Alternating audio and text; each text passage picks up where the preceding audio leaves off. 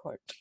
So last time we looked at the reactions of carboxylic acids, them behaving like acids where it can react with metal, alkali, and carbonate.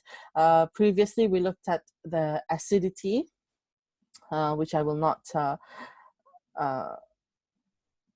recap anymore because yeah, just revisit your notes. Now, based on your AS syllabus, I said that primary alcohol can be oxidized to aldehyde and then further oxidized to carboxylic acids, and then it stops there. Okay, this is true for certain carboxylic acids only because there are two carboxylic acids that can be oxidized further. Okay, so that means this part where the reaction stops there is not true. The two carboxylic acids that can be oxidized further is methanoic acid and also ethane dioic acid. Okay, so methanoic acid is with one carbon, diethanoic acid is 2 carbon and 2 carboxylic group. Okay, so carboxylic acids usually cannot be oxidized further except for methanoic acid and ethane dioic acid. Okay, so if methanoic acid, so I'll just talk about methanoic acid first. If methanoic acid is being oxidized, that makes methanoic acid a reducing agent. Agree? Yes. So the reason why methanoic acid can be oxidized further is because methanoic acid is a strong reducing agent. Okay, so it can react further. It can reduce other people with itself being oxidized. Okay, so that's the only reason that you need to know at this level, right? So what's the oxidizing reagent you can use? Because methanoic acid is a strong reducing agent, so you don't need a harsh condition, or you don't need a strong oxidizing agent. A mild oxidizing agent is enough. Okay, so the reagents that are considered as mild oxidizing agent is the same reagents that you use to test for aldehyde. Okay, which is your Fehling's and Tollens reagents. Fehling's reagent would appear as brick red precipitate when there is a positive aldehyde.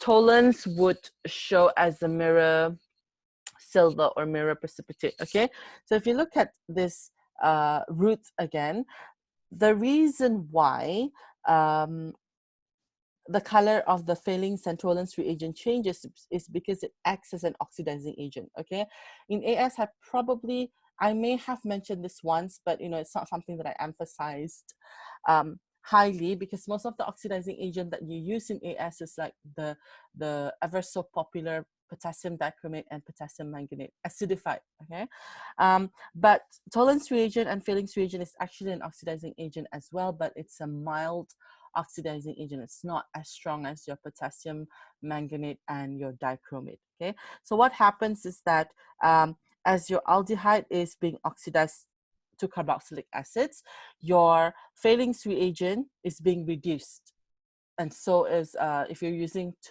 Tollens reagent is being reduced. Okay, so it's a redox reaction. One person gets oxidized, the other person gets reduced. The full equation, so what happens is that methanoic acid is being oxidized by an oxidizing agent. You don't have to write down the actual formula of Fehling's reagent, which is U2+, or Tollens reagent, which is Ag+. You just have to write down a square bracket O to indicate that it is an oxidizing agent. It is being oxidized into carbon dioxide. Okay, so the other product is water. So what happens is that your methanoic acid is being oxidized, specifically the carbon. Where's it? That page. Okay, so the carbon is being oxidized from +2 to +4. Okay, so it's just the carbon going from +2 to +4. Okay, so now the full equation, my slide looks different on the screen because I don't know, maybe it's not the formatting has changed. Basically, okay, it's methanoic acid plus an oxidizing agent to form carbon dioxide and water. Okay, water should be on here on the side, on the product side. Okay, if you want to draw the full structure, well, I mean, you can't really see much, but that's another version of the full equation. Okay, writing down the writing down the structural formula should be enough. You are crazy, Eric. I cannot. What else do I want to talk about here? I think I've mentioned everything. Okay, so that's the full equation. If we were to write down the half equation, the half equation would only focuses on the species with the carbon. Okay, so CO2 plus 2H plus 2 electrons. Half equations will always show your electrons. Okay, and as you can see, electrons is being released, therefore it's an oxidation loss. Oxidation is loss of electrons. Okay, that's the half equation. The main thing that must be in this half equation is showing you that the carbon in HCOOH goes from +2 to +4, which is the carbon in the CO2. The others are just there to balance it. Okay, remember, to balance hydrogen, you add H plus. To balance oxygen, you add H2O. But in this case, the oxygen is already balanced, so you don't have to worry. Okay. So this is the observation, right? Failing solution, failings reagent contains Cu2 plus, okay, which is blue in color. So your failing solution will be a blue solution. And then because it oxidizes methanoic acid itself, the Cu2 plus is being reduced, okay? Cu2 plus is reduced to Cu plus, and Cu plus is a brick red precipitate. Cu2 plus is a blue solution. Okay. Well, the formula is a copper oxide, CuO. CuO. How do you write copper oxide? CuO2.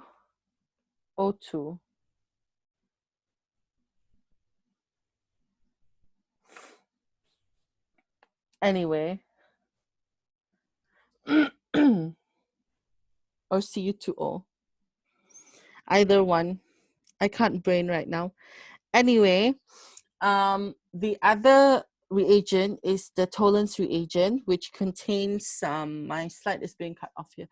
Tollens reagent contains Ag plus ion. Okay, Ag plus ion is colorless. Don't get confused. AgCl is white precipitate, but Ag plus ion, when it's combined with something else, when it's soluble, it's colorless.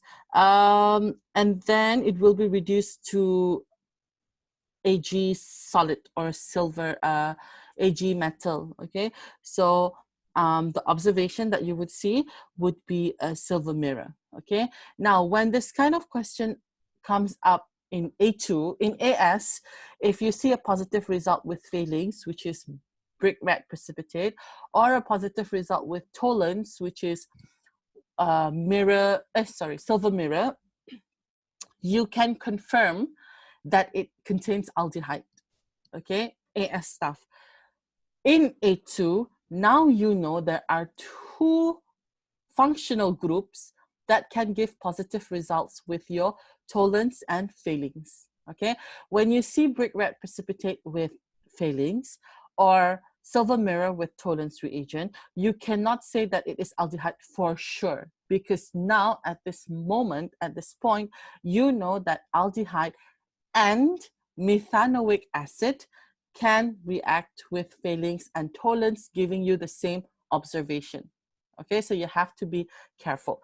In AS, you are not expected to know that methanoic acid can be oxidized further. Okay, but I have seen this in practical organic qualitative analysis. They expect you to know that it's methanoic acid because it can be oxidized further, which I thought was sneaky because it's in the A2 syllabus. What if the student is taking the exam before he has done his A2? He wouldn't know that, right? Okay, but again, that's CIE being sneaky. Right, what else do I want to mention? Oh, so if the oxidation of methanoic acid works with mild oxidizing agent, of course it will work with the stronger oxidizing agent. Okay, the stronger ones is the acidified potassium manganate or acidified potassium dichromate. Okay, so you should already know the color change. It would be from purple to colorless for manganese, and for your chromium it would be orange to green. So the observation is similar with your alcohols as well. Okay, the next one, we're going to look at the second type of carboxylic acid that can be oxidized, which is the ethane dioic acid. So this, oh, what happened? Oh my God. The structure of ethane dioic acid is this 2 carbon and 2 COOH group. Okay, so it is a dicarboxylic acid, which means it contains 2 carboxylic acid functional groups. Now for ethane dioic acid, it can only be oxidized with, oh, thank you.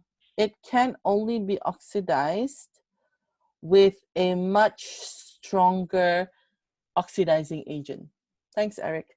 It doesn't work with Fellings and Tollens reagents. So this is something that you have to remember. Okay, when you use your stronger oxidizing agent, you need to warm or heat it, right? The reason for this is because ethane dioic acid is not as strong as methanoic acid as a reducing agent. Okay, so only use strong oxidizing agents with ethane dioic acid.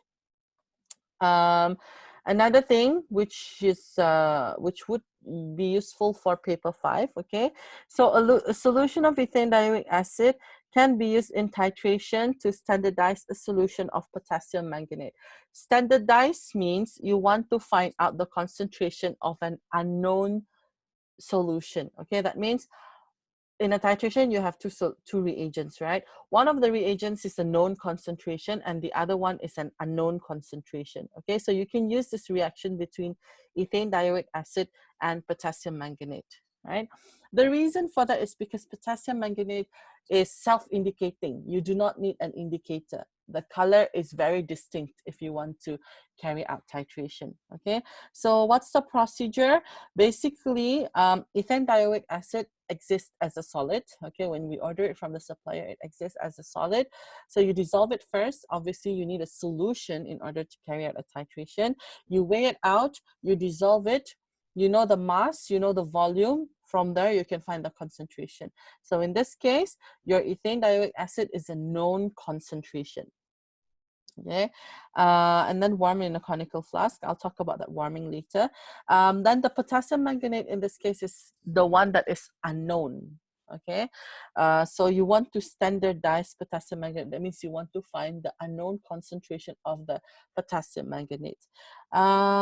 Okay, and then at the end point, color change. Now, color change is something that students always get confused. That's why I suggest you to draw a diagram. You need to identify who is in the burette. In this case, the potassium manganate is run into the titration flask from a burette. So potassium manganate is in the burette and your ethane dioic acid is in your HO2CCO2H, okay, is in the conical flask. Okay, when the question asks you for color change, it is not asking you for the color change of the potassium manganate or anything else. It has to be the color change of your conical flask. When you do titration, you're looking at your conical flask, right? Not at the burette, not at the pipette, not at someone else's face, or not your friend's conical flask. It has to be your conical flask. Okay, so the color change is obviously the color of the contents in the flask. In this case, it's the ethane dioic acid, which is colorless. Okay, so when you add the potassium manganate into the colorless solution, I know it's purple, but the purple will turn into colorless because this is the redox process happening. Until you run out of ethane dioic acid, then of course the potassium manganate can no longer be reduced. Okay, so then it will appear as the first pale pink, the first permanent pink color. Okay, I always tell you this. You do not wait for it to turn into the purple, because you say, oh, potassium manganate is purple.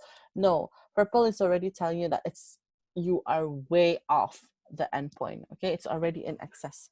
So the color change would be from colorless to first permanent pale pink. Okay, the moment you see a pale pink, you stop.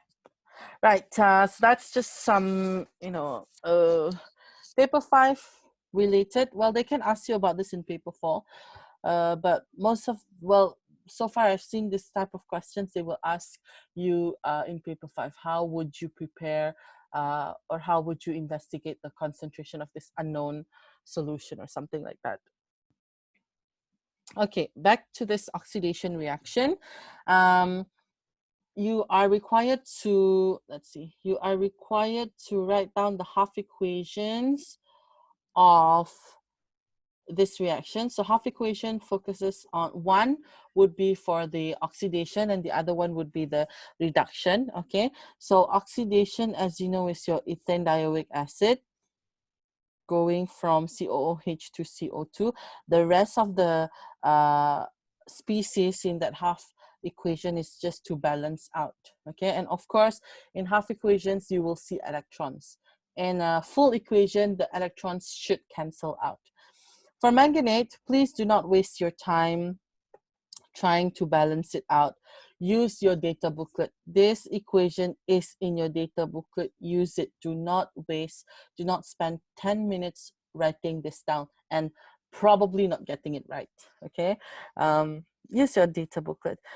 So for oxidation, as you can see, loss of electrons. For reduction is when you use up electrons, gain of electrons.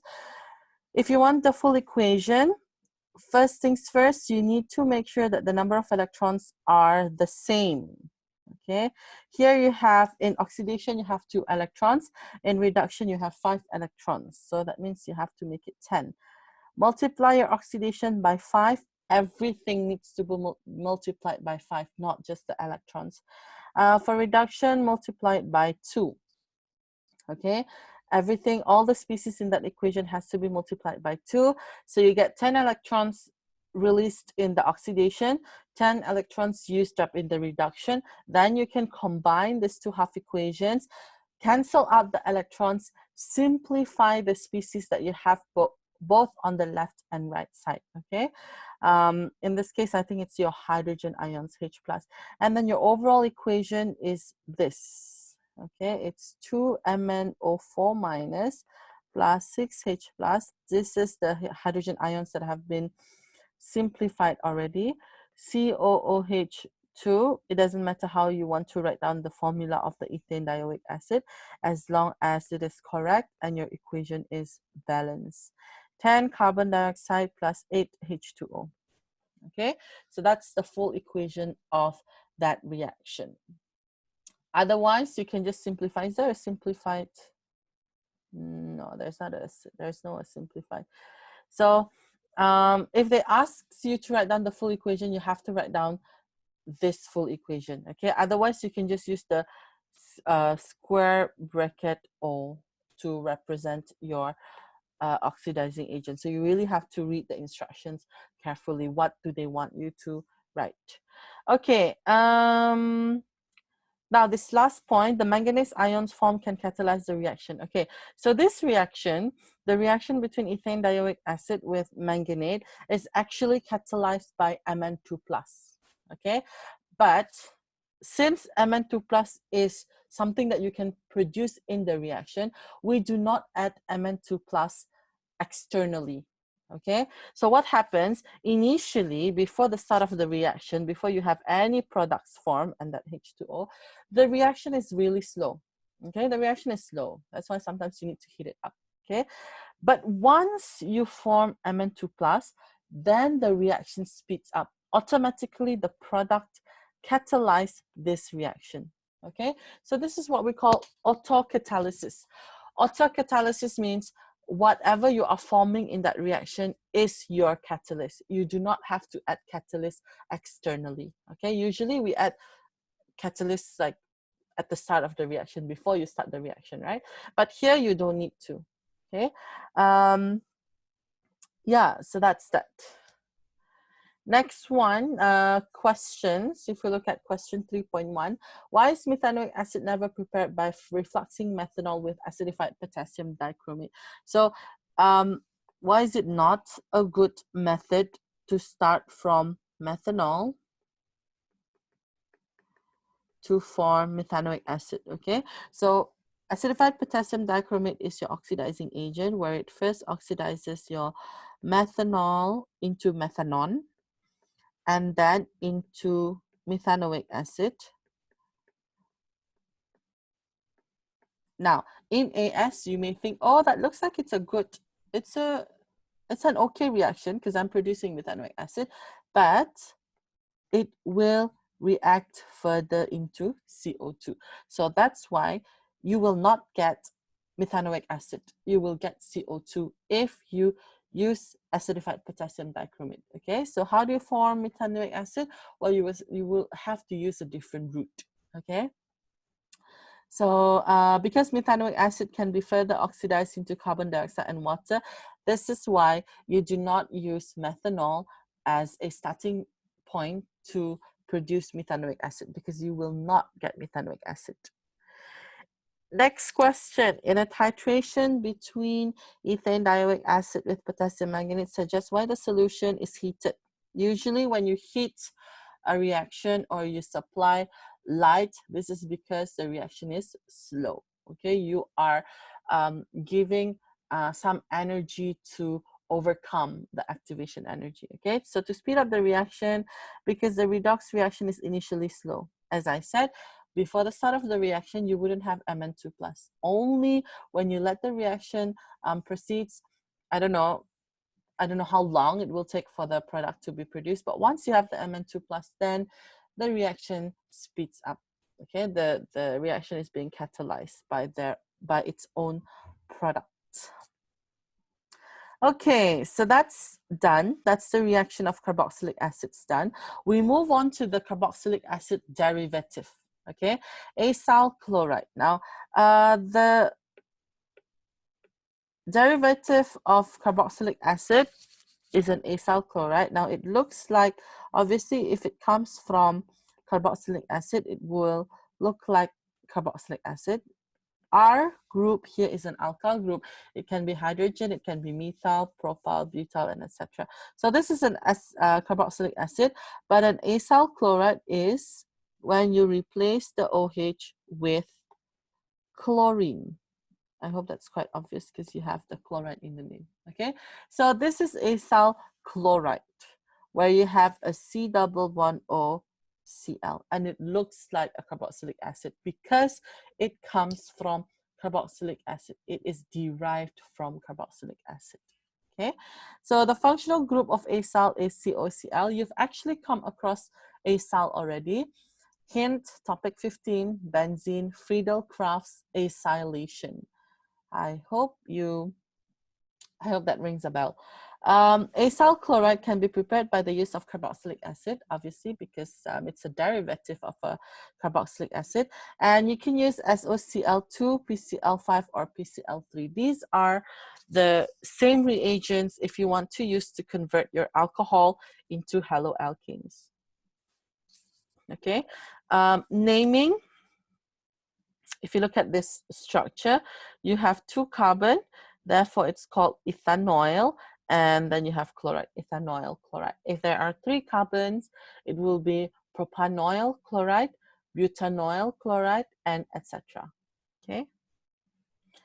Describe the reactions of carboxylic acids in the formation of your acyl chlorides. Okay, so we're going to look at the three reagents one at a time. Okay, because these three reagents will produce the same ethanoyl chloride. Will produce the same acyl chloride, but the side products and some of the conditions may differ. Okay, so we start with the first one, which is phosphorus 5 chloride, PCl5. Okay, the number 5 is actually the oxidation number, not the subscript. Okay, it's just coincidental that here it's the subscript, there are 5 chlorine. That's why the oxidation number is also 5. But no, the number in the bracket is actually its oxidation number. Okay, so this reaction, PCl5, you do not need a special conditions for this. Okay, you can just throw in your PCl5, and PCl5 is in the form of solid. Okay, your ethanoic acid is a liquid. Right, no special conditions needed. Okay, so what happens if you start with an ethanoic acid? Obviously, you will produce ethanoyl chloride, same number of carbons in the product as you started with. Okay, the other side product would be POCl3 and hydrogen chloride gas, steamy fumes. Okay, now as I have mentioned earlier on in organic chemistry, if the reaction has an observation, you can use it as a diagnostic test. You can use it as a test what sort of functional group is present. Okay, from AS, you need to remember that alcohols can react with PCl5. Okay, now you know that alcohols and carboxylic acid can react with PCl5 to give out white steamy fumes of HCl. Okay, so this reaction is no longer diagnostic of alcohols only. Okay, you need to remember, just like Tollens and phthalings, you cannot confirm that it contains aldehyde because it can be aldehyde or methanoic acid because both of them give the same positive results. Okay, so alcohol reacts with PCl5 to give the same observation, which is steamy white fumes. POCl3 is just a side product. So yeah, ethanoic acid will give you ethanoyl chloride and no special conditions needed. No heating is needed. Okay, that's PCl5. The second one is PCl3. PCl3 is phosphorus 3 chloride. Again, coincidentally, the number of chlorine is the same as the oxidation number, but this is not always the case. Okay, for PCl5, I think my screen is frozen again. For PCl3, unlike PCl5, you do not, PCl3, you need to heat it up. Okay, PCl5, no heating, no special conditions. But for PCl3, yes. Why? No reason that you need to know or to be able to explain in the exam. Okay, same thing. If you want to produce an ethanoyl chloride, you have to start with ethanoic acid, but the side products is different, obviously, because you're using a different reagent. You do not see a white steamy fume gas here, but you will see you wouldn't see unless you test for it. H3PO3 is a phosphorus acid. Okay, there is no observation because this acid will be colorless, odorless, unless you do a pH test or something. Okay, so PCl3 at room temperature is a liquid. Okay, unlike PCl5, PCl5 was a solid, right?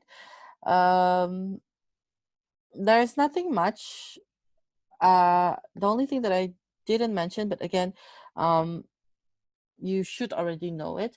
In this reaction, the OH is being replaced by chlorine. Okay, same thing. This OH is being replaced by chlorine from the PCl3. So that's PCl3. The last reagent is SOCl2. In uni, I used to call this SOCl2. Okay, I don't know why. For SOCl2 is a liquid at room temperature. Oops. It is a liquid at room temperature. Same thing. The OH in the ethanoic acid is being replaced by the chlorine. You will produce a sulfur dioxide gas. It's colorless, but you can test for it. Okay, there's a test for sulfur dioxide, and you will also see white fume, hydrogen chloride gas. Okay, so it will appear as fume as well, steamy fume, and there's no special conditions for Sockle 2. Okay, so you can choose either one, PCl5, PCl3, or Sockle 2.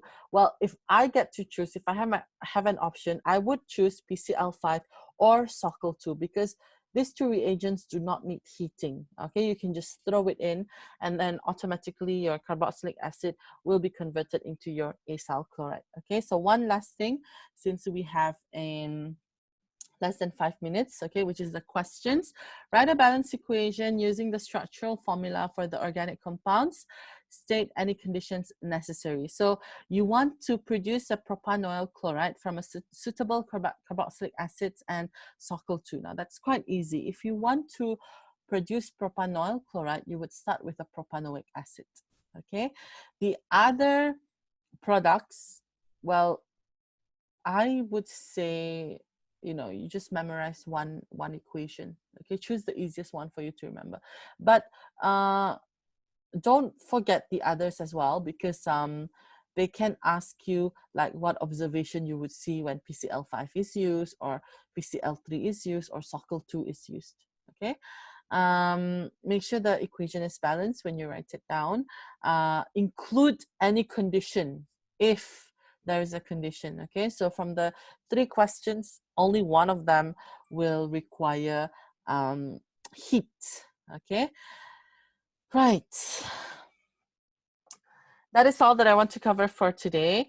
In the next lessons, we will, well, 2 lessons, okay? 2 lessons, we will try to finish this topic. There is a mechanism that you have to learn in this topic. Slightly similar to your carbonyls, a little bit different, but the idea-ish is the same. Okay, I have 4 minutes left. Do you have any questions? Sorry to have gone really fast because I want to finish this topic before the holiday. I don't want it to be hanging. Okay, right. So if you don't have any questions, you may go now. Thank you, everyone. Assalamu alaikum.